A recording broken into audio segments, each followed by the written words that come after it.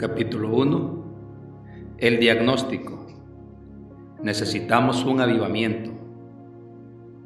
Marcos capítulo 9, verso 28 al 29.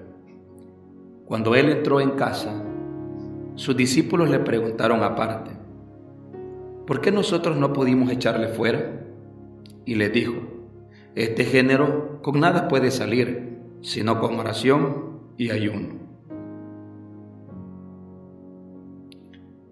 Estoy llamando su atención a estos dos versos, al segundo especialmente, para que consideremos esto juntos, el gran tema de avivamiento en la Iglesia de Dios en el tiempo presente, porque estoy persuadido que esta es la necesidad más urgente. En cierto sentido, toda predicación debe de promover el avivamiento, y solo es mientras nosotros comprendamos la doctrina de la fe cristiana que miraremos la necesidad de un avivamiento, y así oraremos por él. Pero me parece que hay ciertas consideraciones que se deben de tomar en cuenta en el tiempo presente, en este tema tan crucial para la Iglesia. La primera de estas consideraciones es la asombrosa necesidad, pero también tengo otra razón para llamarles la atención, que el año que estamos viviendo es 1959, un año en el cual muchos se recuerdan y celebran el gran avivamiento, ese gran despertamiento religioso, ese derramamiento inusual y manifestación del Espíritu de Dios que aconteció hace 100 años en 1859. En ese año primeramente aconteció un avivamiento en América. Después acontecieron varios avivamientos en el norte de Irlanda y en parte de Escocia y aún en parte de Inglaterra. En este año muchos estarán recordando y conmemorando esa gran señal y movimiento del Espíritu de Dios en Gales. Creo que nos concierne participar en esta celebración y entender por qué se está celebrando y por qué a la Iglesia de Dios le concierne en este tiempo presente. Este es un tema para toda la Iglesia y no solo para ciertos líderes. La historia de los avivamientos nos demuestra esto, ya que Dios ha actuado de maneras inusuales en los cuales ha producido avivamientos, los ha promovido y los preserva en el camino, no necesariamente a través de ministros, sino que muchas de las veces los ha llevado a cabo por medio de gente que se consideraban humildes y miembros sin importancia de la Iglesia de Dios. La Iglesia está constituida de una manera donde cada miembro importa e importa vitalmente. Estoy tratando de llamar la atención a este tema en parte porque siento que existe la tendencia en el día de hoy en pensar que no se puede hacer mucho y así los unos buscan su necesidad en los demás. Esta es la característica de toda la vida en nuestros tiempos. Por ejemplo, las personas ya no están practicando el deporte como se hacía antes. En lugar de eso, hoy se juntan en grupos y miran a los demás jugar y traer el entretenimiento. Hubo un tiempo cuando la gente proveía su propio placer, pero ahora la radio y la televisión traen el entrenamiento y el entretenimiento y placer a sus vidas. Temo que esta tendencia se ha manifestado aún en la Iglesia cristiana. Más y más se está volviendo común de juntarse en grupos y mirar a 2 o 3 personas hacer todo el trabajo. Claro que eso es una clara negación de la doctrina del cuerpo de Cristo en el Nuevo Testamento, donde cada miembro tiene su responsabilidad, tiene su función. Es importante en un sentido vital. Usted puede leer la gran exposición del apóstol sobre esta doctrina en 1 Corintios capítulo 12. Donde se expone que los miembros menos comunes son tan importantes como los comunes. Todo miembro del cuerpo debe de funcionar y estar listo para el uso del maestro. Por esto creo que este tema necesita nuestra atención urgentemente. En verdad, no rehúso decir que al menos que como cristianos individuales sintamos una gran preocupación por la situación de la Iglesia y el mundo de hoy.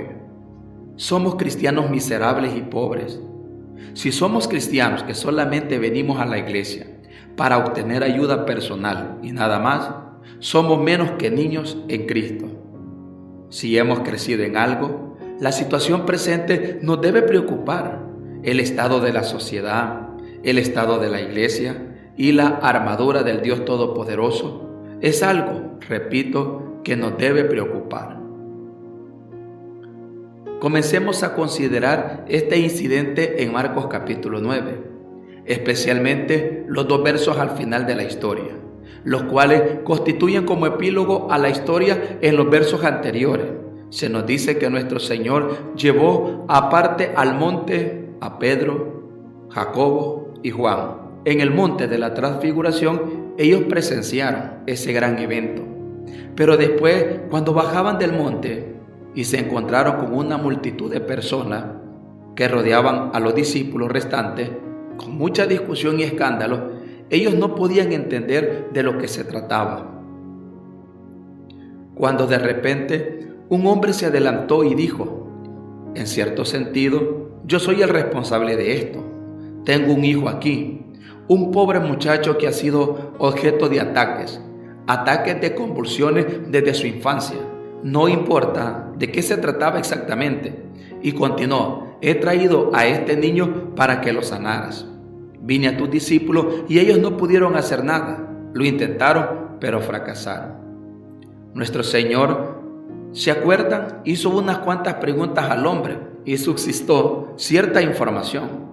Y luego simplemente procedió a expulsar el demonio de este niño. Y el niño fue sanado y restaurado en un momento. Una vez hecho esto, nuestro Señor entró en la casa y los discípulos fueron con él. Y cuando llegaron a la casa, los discípulos volvieron a nuestro Señor y le dijeron: ¿por qué nosotros no pudimos echarle fuera? Es muy fácil de entender sus sentimientos. Habían intentado todo lo posible, pero habían fracasado. Habían tenido éxito en muchos otros casos. Aquí habían fallado por completo. Sin embargo, en un momento y con extrema facilidad, nuestro Señor solo dijo una palabra y el niño fue sanado. ¿Por qué nosotros no pudimos echarle fuera? Dijeron, y nuestro Señor les contestó: este género no puede salir sino con oración y ayuno. Ahora quiero aprovechar esta historia y utilizarla como una representación muy perfecta de la situación actual. Aquí, en este muchacho, veo el mundo moderno y en los discípulos veo a la iglesia de Dios en esta hora presente. ¿Acaso no es obvio para todos nosotros que la iglesia está evidentemente fallando? Algunos de nosotros aún recordamos que no era así antes. Ciertamente ella no es como lo era 70 o 80 o 100 años atrás. Toda esta situación nos habla elocuentemente de ello. Y aquí está la iglesia, sin duda, intentando como los discípulos, haciendo todo lo posible, tal vez en un sentido más activa de lo que ha sido siempre. Y sin embargo, obviamente no hace frente a la situación. Y así podemos comprender los sentimientos de los discípulos con mucha facilidad, conscientes del fracaso, conscientes de ciertas cosas que han sucedido, que indican que hay una posibilidad de éxito, y sin embargo no se alcanzó. Y la pregunta que hacemos, y la pregunta con urgencia: ¿por qué no podemos echarlo fuera? ¿Cuál es el problema? ¿Cuál es la causa de la falla? ¿Cuál es la explicación de la situación que nos confronta? Aquí en esta historia, nuestro Señor me parece que trata con esa misma pregunta. Y los principios que dio en esa famosa ocasión son tan vitales e importantes para hoy como lo fueron cuando los pronunció. Afortunadamente para nosotros, la respuesta se divide sencillamente en 3 apartados principales. ¿Por qué nosotros no pudimos echarle fuera? Tenemos una declaración significativa. ¿Por qué nosotros no pudimos echarle fuera? Dice el Señor, este género no puede salir sino con oración y ayuno.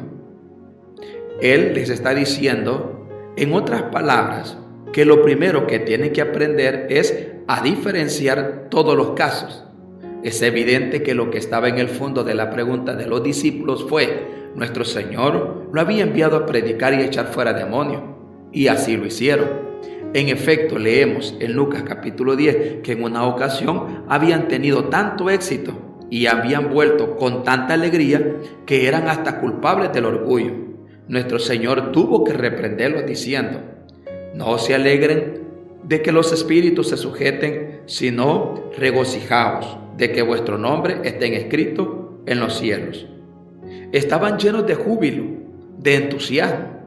Dijeron que los mismos demonios se habían sujetado a ellos y que habían visto a Satanás, por decirlo así, caer ante ellos. Así que en esta ocasión, cuando este hombre trajo al muchacho, ellos abordaron el problema con gran confianza y seguridad. No tenían duda de que iban a prevalecer, y sin embargo, a pesar de todos sus esfuerzos, el niño no se mejoró. Estaba tan desesperado al final, así como en el principio cuando lo trajo al padre de ellos. Así que naturalmente estaban en problemas, y nuestro Señor los ayudó en ese momento preciso. Él dijo: este género, hay una diferencia entre este género y el tipo con el que han ocupado hasta ahora y con el que han tenido tanto éxito. Este es un principio que se puede notar en la lectura a través del Nuevo Testamento. En último sentido, por supuesto, el problema es siempre el mismo. Esto, al igual que los demás, fue un caso de posesión demoníaca. Sí, pero hay una diferencia, por así decirlo, entre demonio y demonio. En ese reino del mal hay gradaciones, hay una especie de jerarquía. Recuerden que el apóstol Pablo dice en Efesios capítulo 6, porque no tenemos lucha contra carne ni sangre. ¿En contra de qué entonces? Contra principados, contra potestades, contra los gobernadores de las tinieblas de este siglo, contra huestes espirituales de maldad en las regiones celestes. Hay una gradación y al frente de todo está el mismo Satanás, príncipe de la potestad del aire, el espíritu que ahora opera en los hijos de desobediencia, como lo dice Efesios capítulo 2, verso 2. Ahí está con todo su poder, pero debajo de él están varios espíritus, poderes y fuerzas, que varían mucho en fuerza y poder.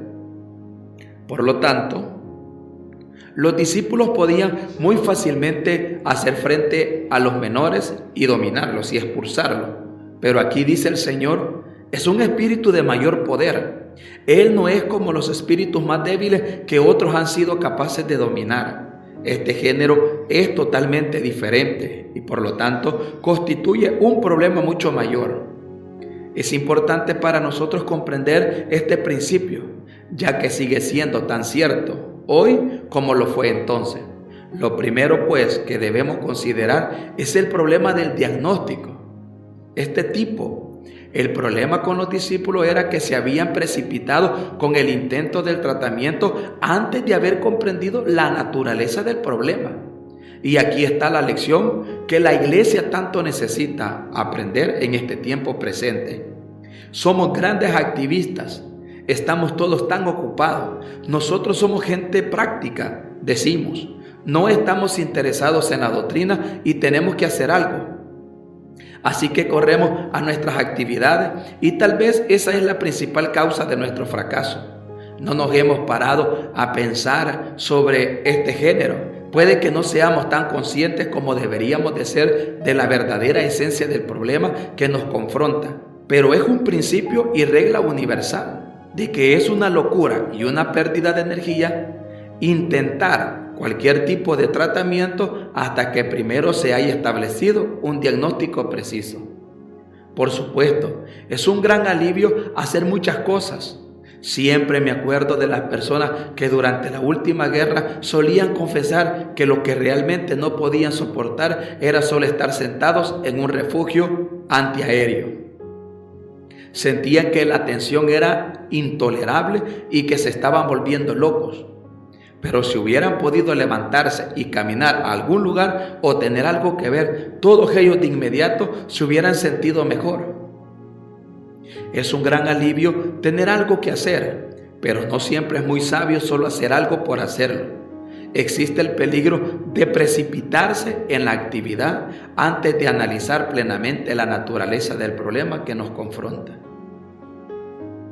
Por lo tanto, mientras vemos la expresión este género, Me pregunto si como cristianos somos conscientes de la verdadera profundidad del problema que se nos presenta. En un sentido espiritual, en este momento presente, hago esta pregunta porque me parece tan claro a partir de las actividades de muchos que ni siquiera han empezado a comprenderlo. Ellos están usando ciertos métodos que alguna vez fueron exitosos y fijan su fe en ellos y no se dan cuenta de que simplemente no tienen éxito, sino que no se pueden tenerlo debido a la naturaleza del problema que les está confrontando. No es suficiente que seamos conscientes de una cierta clase general de necesidad, ya que siempre está ahí. Cuando este hombre trajo a su hijo a los discípulos, hubo una necesidad obvia, pero eso había sido así en los demás casos en los que habían tenido éxito. La necesidad es común a todos, de modo que el mero hecho de que seamos conscientes no dice nada. El problema para nosotros es la naturaleza exacta de que esta necesidad, ¿cuál es su carácter exacto? Y es ahí donde tenemos que pensar y darnos cuenta de que necesitamos un poco de sutileza y comprensión en nuestro enfoque, a fin de que hagamos nuestro diagnóstico. Déjenme darle un ejemplo para explicar lo que quiero decir. Imagínese que está caminando por un camino rural y de repente mira a un hombre tendido al lado de la carretera. Él no hace ningún movimiento. Cuando se acerca, obviamente no lo ha escuchado y se llega a la conclusión de que este hombre está inconsciente. Muy bien, hasta aquí todo está bien. Todos están de acuerdo sobre eso. Sí, pero la pregunta más importante es ¿por qué el hombre está inconsciente? Hay muchas razones posibles para esto. Una razón puede ser que el hombre ha estado tomando un paseo muy largo y de repente se cansó y ya no podía proseguir más lejos. Así que terminó tomando un descanso y se durmió. Y está durmiendo tan profundamente que no lo escuchó mientras usted caminaba hacia él. Pero hay otras explicaciones posibles. El hombre puede estar en esa condición porque de repente se enfermó. Él pudo haber tenido una hemorragia en su cerebro que lo dejó inconsciente. O aún puede estar en esa condición inconsciente porque ha tomado alguna droga. Él pudo haber tomado demasiado alcohol o alguna otra droga. Él está envenenado. Hay un sinfín de posibilidades. Mi punto principal es que si usted quiere ayudar a este hombre, no es suficiente decir que está inconsciente. Aunque sea el caso que solo esté durmiendo, puede que esté lloviendo y se moje y a causa de eso acarree una fiebre. Y así, si quieres ayudarlo, lo único que tienes que hacer es sacudirlo y gritarle para que despierte. Y cuando le diga que está poniendo en peligro su salud por estar tendido durmiendo bajo la lluvia, le va a agradecer y así resuelve el problema, sin hacer más daños.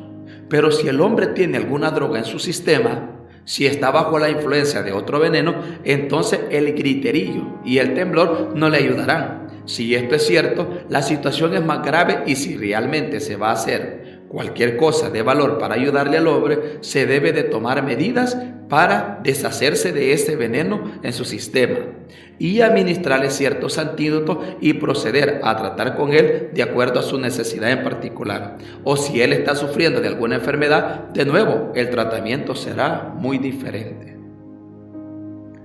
En este cuadro creo que vemos la gran importancia de establecer un diagnóstico claro. Oh sí, todo el mundo es consciente de que hay una necesidad, pero la pregunta es, ¿cuál es la necesidad? Esto es lo que exige nuestra atención más urgente en este momento. Y me parece que hasta que la iglesia cristiana y hasta que los cristianos como individuos en la iglesia sean conscientes de la naturaleza del problema, no podemos empezar a hacer frente como deberíamos. Y aquí veo una gran diferencia entre hoy y hace 2000 años, o incluso hace 100 años. La dificultad de los tiempos anteriores era que los hombres y las mujeres estaban en un estado de apatía, estaban más o menos dormidos. Volviendo a 200 años atrás, no hubo negación general de las verdades cristianas. Simplemente era que la gente no se molestó en ponerles en práctica. Básicamente se asumían y en cierto sentido todo lo que se tenía que hacer era despertarlas y levantarlas de sus letargos.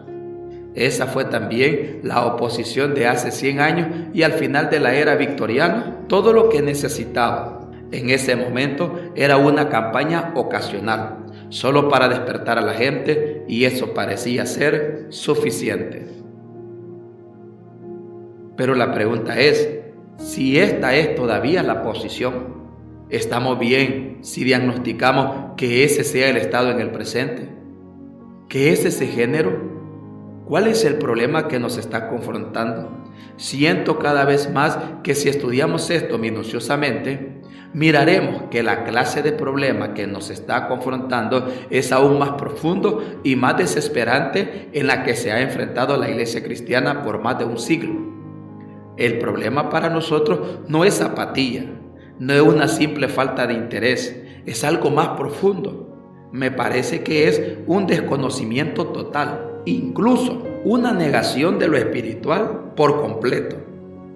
No es solo apatía, no es que la gente realmente tiene en el fondo de sus mentes lo que es correcto y verdadero y no están haciendo nada al respecto. No, toda la noción de lo espiritual se ha ido. Básicamente toda la fe en Dios se ha dejado. En este momento no podemos investigar las causas de esto, pero la verdad es que por el supuesto conocimiento científico, el hombre promedio de hoy piensa que toda creencia de Dios, la religión y la salvación le conciernen a la iglesia. Todo esto debe de ser del todo descartado y olvidado. Él cree que esto ha sido un impedimento para la naturaleza humana a lo largo de los siglos. Esto ha sido algo que ha prevenido el desarrollo hacia adelante y la marcha de la raza humana y que debería ser librado de esto. El hombre moderno es precisamente con todo esto, no le gusta y lo rechaza en su totalidad. Ahora, sin duda, esto es algo que debemos reconocer. Es muy difícil para nosotros porque somos cristianos y porque estamos interesados en estas cosas. Darse cuenta de la mentalidad y la actitud de que aquellos que no pertenecen a la iglesia cristiana, me permito sugerirle que esto es lo que están pensando. No solo eso, la autoridad de la Biblia ya no es reconocida. En tiempos pasados la gente ha reconocido que la Biblia es la palabra de Dios. Ellos no la practicaban o escuchaban, pero si les preguntábamos qué pensaban de la Biblia, admitían que sí, era el libro de los libros, el libro de Dios, y sí creían que eran pecadores. Pero ese ya no es el caso. Hoy es considerado como un libro común, es tratado como cualquier otro libro. Solo es literatura que ha de ser criticada, analizada y sometida a nuestro conocimiento histórico, científico y todo lo demás. Solo es un libro entre los libros. Ya no es reconocida como la palabra divina inspirada de Dios. Considere las verdades esenciales acerca de nuestro Señor y Salvador Jesucristo. Esta ya no se considera como una vez lo fueron. Es considerado como un hombre entre los hombres, un gran hombre, por supuesto, pero nada más que eso. Su deidad es negada, su nacimiento virginal y su muerte expiatoria también. No es más que un reformador social, un agitador político, solo alguien que ha establecido determinadas concepciones éticas con respecto a la vida, que haríamos bien en la práctica. Déjenme darle un ejemplo de esto.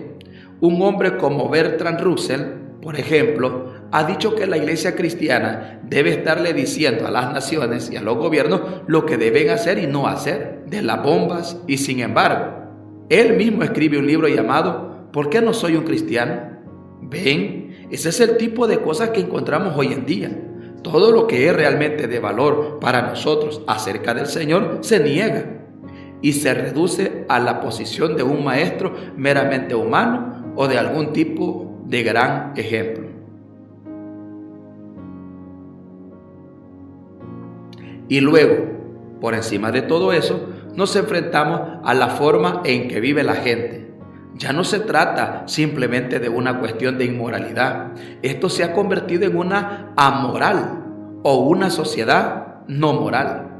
La categoría de la moralidad no se reconoce en absoluto y los hombres y mujeres están prácticamente en la posición de decir, mal eres mi bien. Seguramente todos vemos esto si leemos nuestros periódicos con ojo inteligente.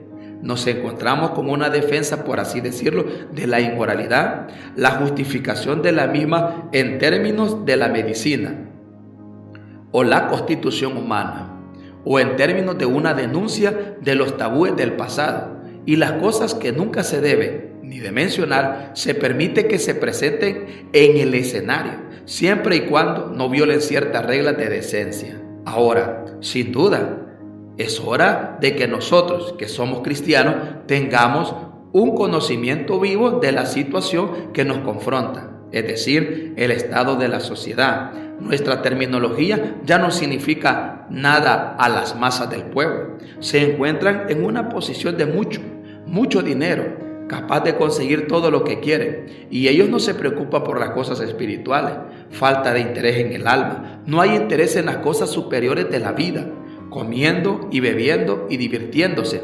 Ellos tienen lo que quieren y todos están ansiosos de aferrarse a ello.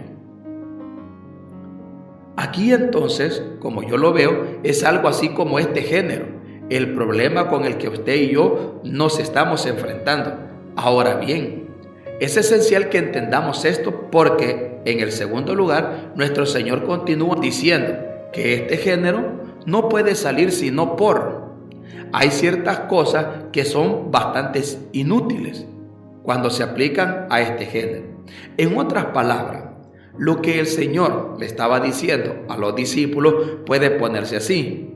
Han fallado en este caso particular porque en el poder que tenían y que era suficiente y adecuado para las demás cosas, es insuficiente y carece de valor aquí. Simplemente lo deja totalmente indefensos y sin esperanza, y deja al niño en su condición de enfermo y sin poder. Y sin duda alguna, este es el segundo paso que tenemos que tomar en el momento presente. ¿No es cada vez más obvio que en muchas de las cosas en las que hemos confiado y en las que hemos depositado nuestra confianza están demostrando no ser de ningún provecho? Ahora, no me malinterprete, no estoy diciendo que haya algo malo en estas cosas por sí mismas. El poder que los discípulos tenían era un poder bueno y era capaz de hacer un buen trabajo en la expulsión de los demonios débiles, pero no tenía ningún valor en el caso de este muchacho. Ese es el argumento, por lo que todas las cosas que voy a mencionar son bastante buenas. No digo que estén equivocadas, lo que estoy diciendo es que no son suficientes. Y hasta que usted y yo miremos esto y hasta que veamos la necesidad más grande, nos limitaremos a seguir como estamos en nuestra ineficacia absoluta, a pesar de todo nuestro esfuerzo, ajuste y exploraciones. ¿Cuáles son algunas de estas cosas que están demostrando ser inútiles? Permítame señalar algunas de ellas, porque estas son las cosas en las que la iglesia cristiana sigue confiando. Estas son las cosas en las que los cristianos están depositando su fe. Permítame comenzar con la apologética. La creencia de lo que realmente tenemos que hacer es que la fe cristiana sea aceptable y recomendable para los hombres y mujeres de hoy. Con este fin se han escrito libros, se hacen conferencias y los sermones se predican en un intento de producir y presentar la fe cristiana en una manera filosófica al hombre moderno. Y así se toman los libros que se tratan de filosofía de la religión, se toman las grandes obras de los filósofos del pasado, los grandes filósofos griegos y otros, y se dice que el cristianismo encaja en esto, que es racional, y así sucesivamente, por lo que queda demostrada la racionalidad absoluta de la fe cristiana. Esto es apologética, presentándose en forma de filosofía. En particular, en la actualidad estamos interesados en hacer esto en términos de la ciencia, reconciliando la ciencia con la religión, argumentando que la gente de hoy en día son de mentalidad científica, que tienen este punto de vista científico y que por supuesto no puede creer en el Evangelio y las Escrituras, ya que en su opinión puede disputar los hechos científicos, especialmente en cuanto a los milagros y tales cosas en cuestión. La Iglesia, por tanto, sostiene que lo que hay que hacer es reconciliar la ciencia y la religión. Por esto, nos aferramos a cualquier científico que remotamente sugiere que de alguna manera vaga cree en Dios. ¿Qué emoción se produjo cuando un conferenciante reciente de Reims, un científico, incluso parecía indicar que él creía que después de todo puede haber un Dios que pudo haber creado el principio? Encontramos esto maravilloso. Usted ve el estado patético en el que nos encontramos. Deberíamos emocionarnos cuando un hombre así, aunque sea un gran científico, parece incluso permitir la posibilidad de que hay un Dios y que hay un creador. Y estamos tan contentos sobre esto que lo mencionamos los unos a los otros. Esto es maravilloso, decimos. Esto nos enseña que estamos fijando nuestra fe en esa clase de cosas. Lo que en realidad deberíamos decir es, ¿de verdad? Qué amable de Él, qué bueno por Él. Y entonces, tal vez, deberíamos hacer una pausa por un momento y decir, ¿por qué ha tratado todos estos años para llegar a esta conclusión nebulosa? Pero es representativo de nuestra actitud, que debemos atender a este hombre, sean quienes sean y por muy vagas que sean sus declaraciones. Esto demuestra que en última instancia realmente creemos que la manera de hacer frente a la situación moderna es a través de nuestra apologética. Queremos demostrar que, después de todo, la Biblia no niega la ciencia. La ciencia es la autoridad y la Biblia tiene que concordar. Y pensamos que por este tipo de esfuerzo y empeño vamos a hacer frente a la situación actual. Una vez más, se hace en términos de la arqueología. No me malinterpreten, la arqueología es muy valiosa. A Dios las gracias por todo lo que produce y la confirmación de la historia bíblica. Pero si vamos a depender de la arqueología, pues bien, que Dios nos ayude a todos. Hay diferentes escuelas entre los arqueólogos y todos tienen sus diferentes interpretaciones. Pero parece que hay esta tendencia a aferrarse a cada hojarasca, pensando que esto es lo que va a probar que la Biblia es verdad. Y de la misma manera nos aferramos a hombres bien conocidos. Qué emoción se produjo cuando el profesor Johann escribió un libro en el que se reconoce que la guerra le había llevado a creer en el mal y creer en Dios. ¿Por qué todo este entusiasmo? Esto indica nuestra fe y creencia patética en estos métodos que son sino la apologética. Era exactamente igual a principios del siglo XVIII, cuando la gente estaba plantando su fe en el obispo Butler y su gran analogía de la religión y las conferencias de Boyle, y así sucesivamente. Estas nos enseñaron, son las cosas que van a mostrar la verdad del cristianismo, pero no lo hizo. Esta clase no puede salir con este tipo de razonamientos. Entonces vamos a llegar a los métodos. Qué trágico es ver la manera en que los hombres están depositando su fe en métodos particulares. Uno de ellos es el entusiasmo por las nuevas traducciones de la Biblia.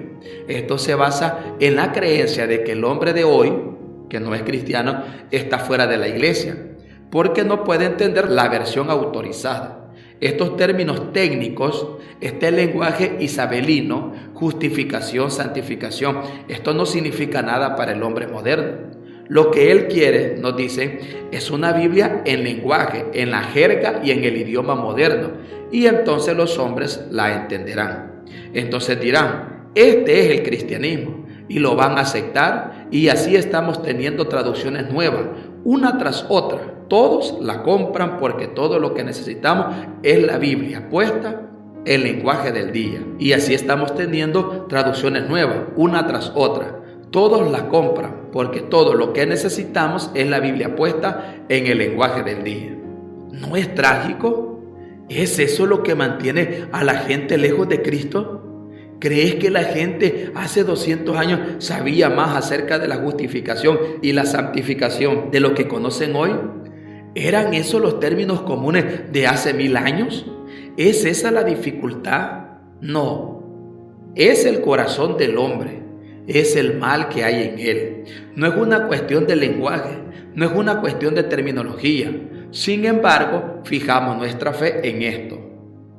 No me entiendan mal, puede haber algo de valor en las traducciones modernas, aunque no tanto como la gente piensa. Usted tiene que recorrer un largo camino para mejorar esta versión autorizada.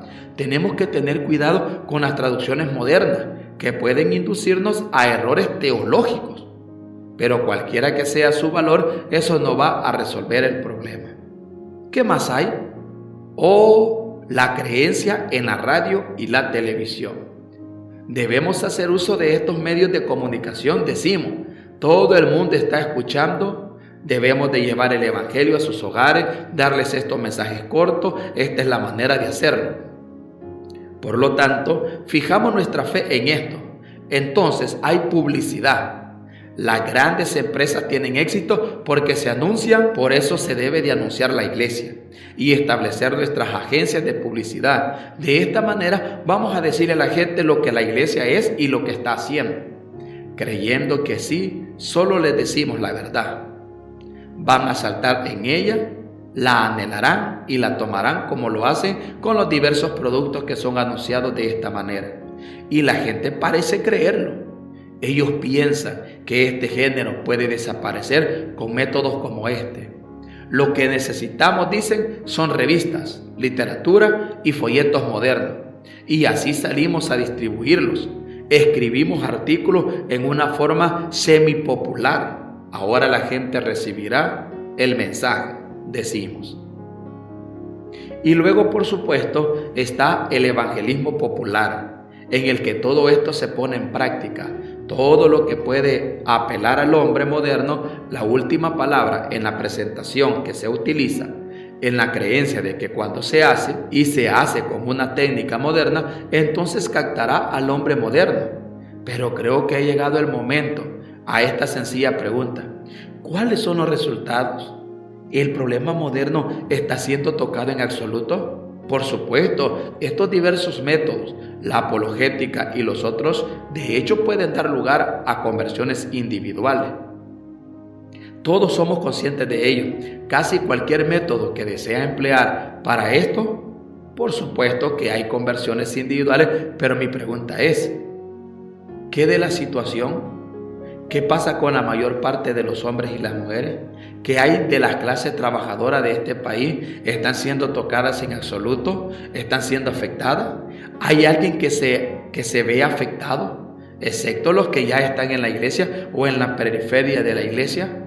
¿Qué hay de la condición espiritual y religiosa del país? ¿Qué del todo del estado de la sociedad? ¿Está siendo tocado en absoluto por todas nuestras actividades? Bueno, mi respuesta sería que todo parece ponernos en la posición de los discípulos que habían tratado de echar el demonio del muchacho. Estos hombres que habían tenido tanto éxito en muchos otros casos, pero que no podían tocar este caso en absoluto. Y el Señor les da la explicación. Este género no puede salir con nada de esto. ¿Por qué entonces este género no puede salir sino con oración y ayuno? Dijo: en efecto, ustedes fallaron porque no tenían el poder suficiente. Estaban utilizando el poder que tienen y tienen mucha confianza en él. Lo hicieron con gran seguridad. Fueron maestros de la ocasión. Pensaron que iban a tener éxito una vez más, pero no lo hicieron. Es hora de que se detengan por un momento y empiecen a pensar. ¿Era su ignorancia de estas gradaciones entre los poderes del mal que los llevó a su fracaso y a su condición desalentada en este momento? Ustedes no tienen suficiente poder. Hice lo que ustedes no pudieron hacer porque tengo el poder, porque estoy lleno del poder que Dios me da por el Espíritu Santo, porque Él no me da el Espíritu por medida. Ustedes nunca serán capaces de hacer frente a este género a menos que se dediquen a Dios. Para recibir el poder que solo Él puede dar, ustedes deben de ser conscientes de su necesidad, de su impotencia, de su inutilidad.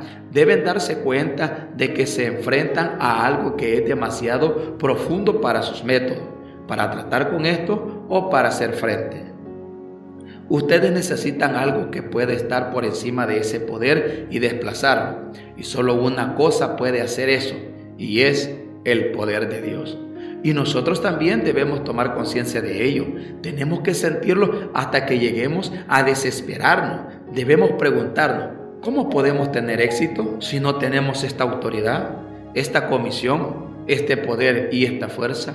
Debemos estar totalmente y absolutamente convencidos de nuestra necesidad, dejar de tener tanta confianza en nosotros mismos y en nuestros métodos y organizaciones y en toda nuestra astucia, darnos cuenta de que debemos ser llenos del Espíritu de Dios y entender igualmente que Dios nos puede llenar de su poder. Tenemos que darnos cuenta de que por muy grande que este género sea, el poder de Dios es infinitamente más grande, que lo que necesitamos no es más conocimiento, más comprensión, más apologética, no más la reconciliación entre la filosofía y la ciencia y la religión y todas las técnicas modernas. No. Necesitamos un poder que pueda entrar en las almas de los hombres y romperlas, aplastarlas y humillarlas, y luego hacerlas de nuevo. Y ese es el poder de Dios, del Dios viviente. Debemos tener conciencia de que Dios tiene este poder tanto hoy como lo tuvo hace 100 años y hace 200 años. Por lo que tenemos que empezar a buscar ese poder y orar por él. Tenemos que empezar a invocar y desearlo. Este género necesita oración. Ahora bien, esto no es más que la introducción al tema que vamos a considerar, pero esto me lleva a la siguiente pregunta. ¿Está usted realmente preocupado por la situación actual? ¿Está desesperado? ¿Está orando al respecto? ¿Alguna vez ha orado para que el poder de Dios se manifieste en la iglesia de hoy? ¿O solo estamos contentos con leer el contenido de los periódicos semanales que nos hablan acerca de todos estos diversos esfuerzos? Y dice, está bien, la palabra se está extendiendo. Déjeme decirle, este género no sale si no es con oración y ayuno. Esta palabra ayuno no está en todos los manuscritos antiguos. Pero no solo implica el ayuno literal, físico, sino también la concentración. El valor del ayuno es que le permite dar toda su atención a un tema. Así que lo que nuestro Señor dijo a los discípulos es lo siguiente: ustedes nunca se ocuparán de este tipo de problemas hasta que estén orando, concentrándose en la oración, operando en Dios hasta que Él los llene con su poder. Cuando sepan que es lo que tienen, entonces ustedes saldrán con autoridad. Esa es la manera y la única manera. Nadie debería tener la mayor duda hoy que nada menos que un poderoso derramamiento del Espíritu de Dios es suficiente para hacer frente a nuestra situación en esta segunda mitad del siglo XX. ¿De verdad todavía estamos confiando en estas otras cosas? Aquí está la pregunta vital. ¿Ha visto la necesidad desesperada de la oración de toda la iglesia? No voy a ver ninguna esperanza de que los miembros individuales de la iglesia estén orando por un avivamiento, tal vez reunidos en hogares, reunidos en grupos entre amigos, reunidos en la iglesia, reunidos en cualquier lugar, orando con urgencia y concentración para un derramamiento del poder de Dios, tal como el que derramó hace 100 años y 200 años y en todo otro periodo de avivamiento y de despertamiento. No hay esperanza hasta que lo hagamos, pero en el momento que lo hagamos, la esperanza entrará. Cuando Dios manifiesta su poder, sucede como ocurrió en el caso de este pobre muchacho con aparente facilidad. De una manera fácil, el demonio es expulsado y el niño sanado y restaurado a su padre. Cuando Dios se levanta, sus enemigos se dispersan. Esta es la historia de todos los grandes avivamientos de la historia.